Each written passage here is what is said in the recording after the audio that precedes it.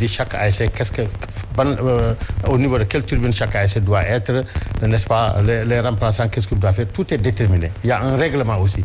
Et quiconque sait, quand il fait ça, c'est contraire à la réglementation qui est sanctionnée. Maintenant, moi, ma remarque, et je voudrais que lui, en tant qu'un technicien de cela, qu'il fasse attention à ce que j'ai dit. Ma remarque est que les violences que j'ai vécues dans le sport, j'ai l'impression qu'il y a d'autres forces obscures qui viennent intégrer dans ce qu'on est en train de dire. Quelle force? On me parle de jeu, par exemple. On me parle de jeu. On dit que les gens, le pari, certains viennent pour parier sur le match, c'est X qui va marquer, c'est Y qui va sortir. Les paris sportifs? Les paris sportifs. Oui. On me le dit. Oui. Nous sommes en train de faire des enquêtes pour voir. Oui. Donc si aujourd'hui, n'est-ce pas, par exemple, s'il y a un pari par rapport à un match, moi je donne 1 million, tu donnes 1 million, donc il est fort possible que celui qui sent qu'il va perdre, n'est-ce pas, si c'est des personnes qui sont organisées, ils peuvent effectivement créer des difficultés. Parce que moi, ce dont je suis sûr est que ceux qui ont créé les problèmes à Rufisque, ce ne sont pas des militants du Navétane. Ça, j'en suis sûr. Mais la faute à qui? À l'ASC qui s'est engagé à respecter les règles du jeu vous savez, qui n'a pas pu les faire respecter à la base ou Madame, je vous ai dit, aujourd'hui, il n'y a rien qui peut t'empêcher d'aller à Thiès, de débarquer au stade Magnan Soumaré pour dire entre équipe A et B, moi je suis supporter de l'équipe A. Mais ça veut dire que les ASC ne maîtrisent pas leur base alors? Non, mais je dis, ça veut dire qu'aujourd'hui, on ne peut pas dire exactement quel est le nombre de supporters de chaque ASC. Chacun peut s'identifier à une ASC. Oui.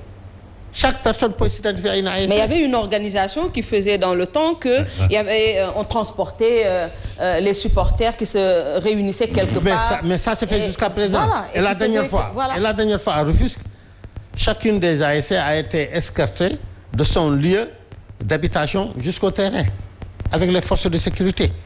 Mais quand aujourd'hui, l'ASC se passe par là, qu'est-ce qui peut empêcher un Bodo qui était à côté d'entrer dans la foule et de marcher avec eux et arriver à un certain moment d'agresser ou bien de lancer une pierre? Ce dont je suis d'accord avec lui, c'est un phénomène de société. Ça demande la mobilisation de tout le monde. Vous avez parlé des pères de famille. C'est là-bas où commence l'éducation d'abord. L'éducation commence à partir de chacun de nous chez lui, qu'il voit ses enfants, les personnes adorées qui sont sous son autorité, sous sa responsabilité, n'est-ce pas? De leur montrer que la violence, ça ne mène à rien. Aujourd'hui, tu peux en créer et ça peut se retourner contre toi. Donc c'est un problème d'éducation, c'est un problème de sensibilisation. Au niveau du Navétane, je vous ai dit, madame, nous, chaque année, on le fait. Avant chaque match, chaque ASC le fait. Avant chaque match, chaque institut qui organise,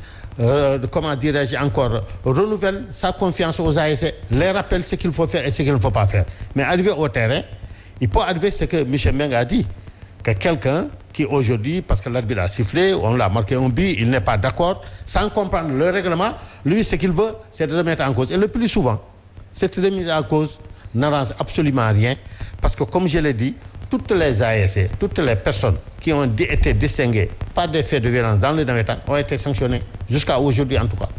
Et là, à chaque fois qu'il y a un problème, on fait une enquête. Il y a des rapports, il y a des officiels qui disent pourquoi cette ASC a fait ça. Même le problème mystique dont tu parles, nous, c'est interdit. Les gens le font. Ils le font en cachette. Certains ne le font pas en cachette. Quand on le retrouve, mais ils tombent. Pas plus tard que la semaine dernière, il y a eu 2 ASC qui sont tombés, pourtant qui avaient gagné sur le terrain. Mais on les a éliminés parce que tous les rapports avaient identifié qu'ils ont fait des pratiques mystiques qui sont interdites au vu et au su de tout le monde. Donc, madame, ce qu'on est en train de faire, c'est ça. Il faut qu'il y ait un panier, que chacun amène son point de vue, qu'on le verse dans le panier, que chacun de nous se sent responsable par rapport à ces faits de violence qui sont devenus très graves. Parce que les problèmes de violence, ce n'est pas seulement d'aller enlever un filet ou bien de faire tomber un mur. Il y a la violence verbale aussi. Il y a les mensonges au niveau des réseaux sociaux. Aujourd'hui, parce que j'ai des problèmes avec CNTV, n'est-ce pas? Je poste quelque chose qui est contraire à la vie et qui n'est pas normal, qui ne dit pas la vérité. Quand j'entends certains dire qu'il y a eu 7 morts, il y a eu 6 morts, sans fondement, sans rien. Et certains qui le disent, c'est des professionnels de la communication. Donc aujourd'hui, la chose, elle est alarmante, elle est grave. Il faudrait que chacun de nous joue sa partition. C'est pour l'intérêt de tout le monde. Personne n'a aujourd'hui intérêt qu'il n'y ait pas la paix dans ce pays-là. Il faut qu'il y ait la paix et il faut éviter que cette violence qui est dans la lutte, qui est dans le Navétane, n'est-ce pas, qu'on a vu dans la politique, il faudrait éviter que ça puisse embrasser les autres segments de la société, ça va être grave. Alors, docteur Meng, qu'est-ce que je dis, monsieur Meng, je reviens également à vous. Est-ce que quelque part l'État n'est pas responsable de cette violence exercée par les jeunes, des jeunes qui sont quelque part désœuvrés à la recherche de l'emploi, de meilleurs cadres de vie? Est-ce que l'État a suffisamment mis les moyens qu'il faut pour encadrer ces jeunes et leur offrir un avenir meilleur?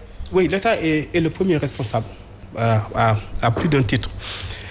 D'abord parce que ces violences qui commencent à naître, et comme je l'ai dit tout à l'heure, c'est une remise en cause d'un ordre établi. Un ordre qui empêche les acteurs de pouvoir jouir naturellement des biens, services et avantages que leur offre la société. Donc c'est l'État qui est le garant de ces normes, de ces opportunités, etc.